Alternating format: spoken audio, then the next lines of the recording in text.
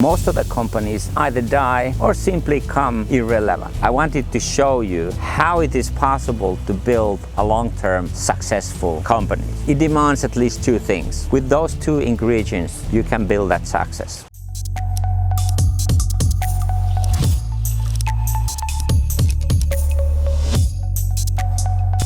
Hi, here is Markku Wilenius, your traveling futurist. You know, it's impossibly difficult for the companies to stay relevant and successful over the long term.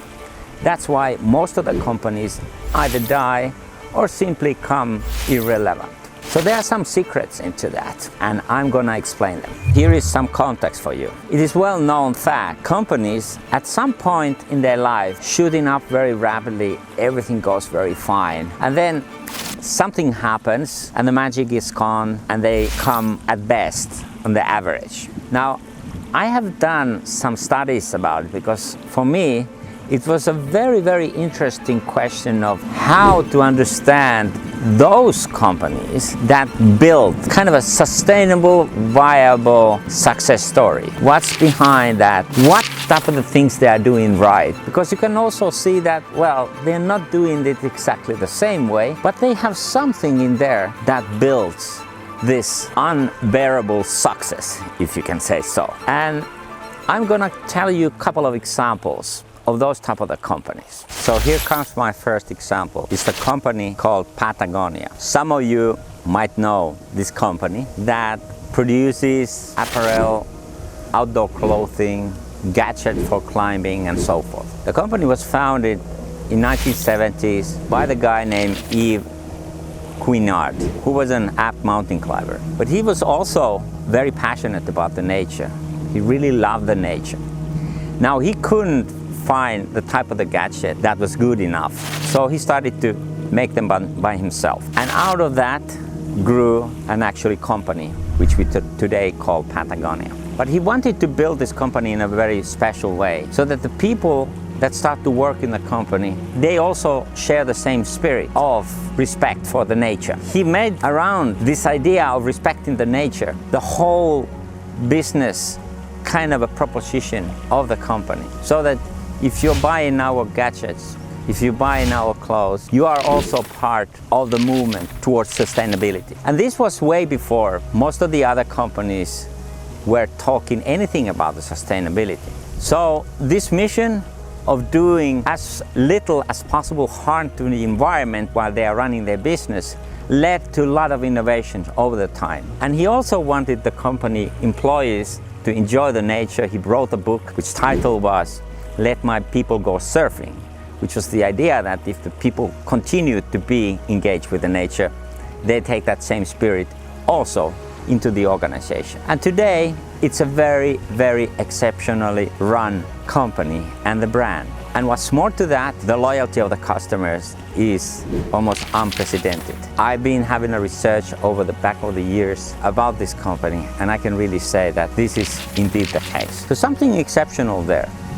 The mission, which is very high, very innovative way how to build the actual behavior of the organization, which today, as it has been for a long time, includes that you can always send the gears back when they are totally used and then make something else out of them. And so this kind of a whole cyclability has been a part of their business for a very long time. Something to learn about from that company.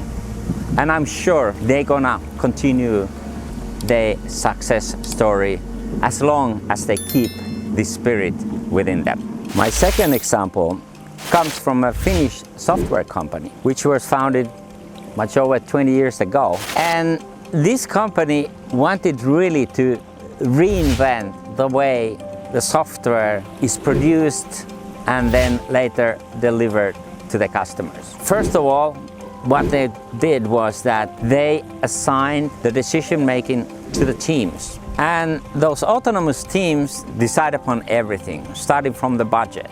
So there is no overruling chief economists there that are going to tell them, well, you have this amount of money for that project. They decide upon that. But that also makes them ultimately very responsible. The second aspect is that these teams work very, very closely together with their client, to the extent that if they have a project, they go, in most of the cases, actually to the premises of their client, just to ensure that this interaction is really intensive.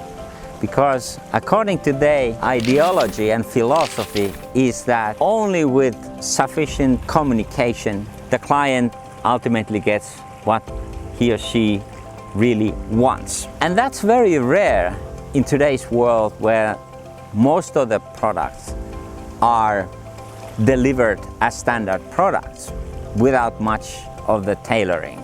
That's what comes out of this kind of a robust industrial logic of scaling up. That ultimately this model that they are using have enabled people to develop their skills in a way that they feel that they are really growing inside the company. Which means that the people really, and in this case the software engineers, designers, really want to stick to the company and really want to be a part of their long-term success. Finally, this company also keeps very important that they constantly reinvent themselves. How do they work? What type of the client deals they have? What type of the software they are producing and so forth. So they say that only with this type of constant reinventing, they can keep themselves relevant for their customers, they can have a success, and that the people inside the company are feeling happy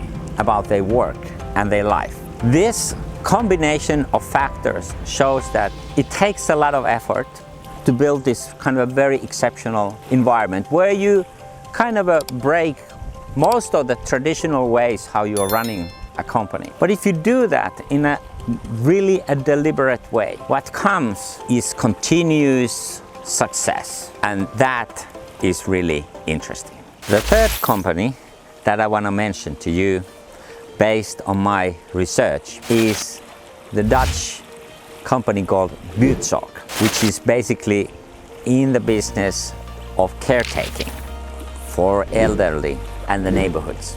Now, Buurtzorg was founded quite some time ago by a couple that noticed that the normal care businesses, the client is left almost as a leftover, and most of the focus and attention goes to the company itself, how it runs, what are the limitations, what type of the hierarchies there are. And this couple who have been working on these traditional care companies noticed that actually the result was something that nobody really wanted.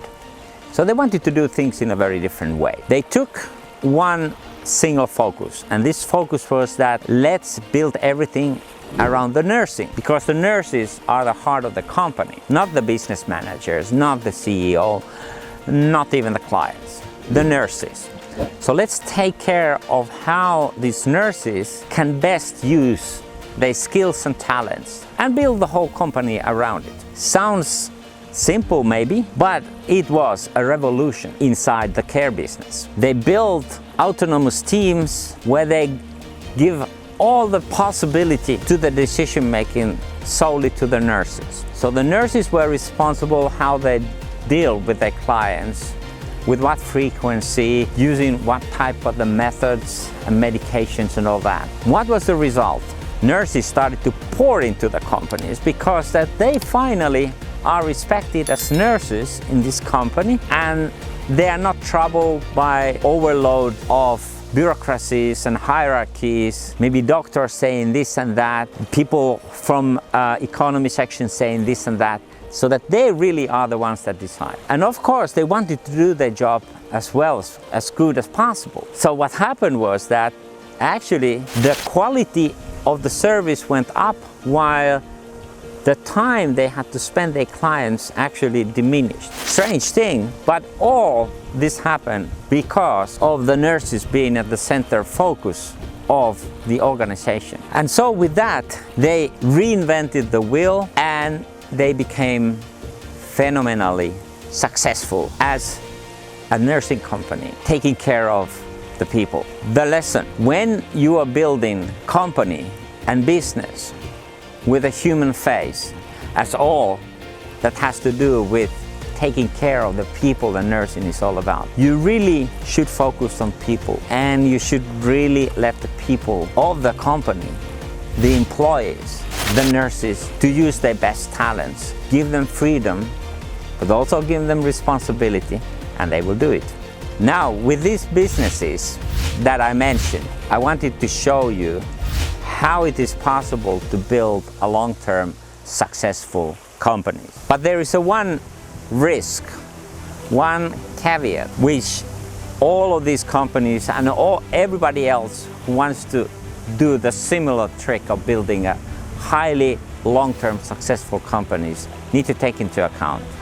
And that is, once you become successful, you still keep going humble. You don't come too proud about your success, because the moment you do that, you stop learning, you start to become self-centered. And as with so many examples of business history proves, that's when the fall starts. So don't do that.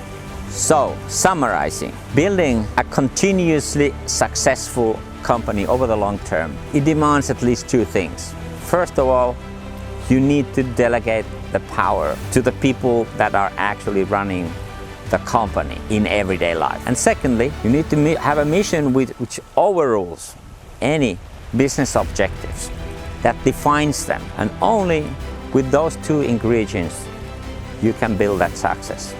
So subscribe to my channel, share this video with your friends, and give me your comments. What do you think makes companies ultimately successful? See you.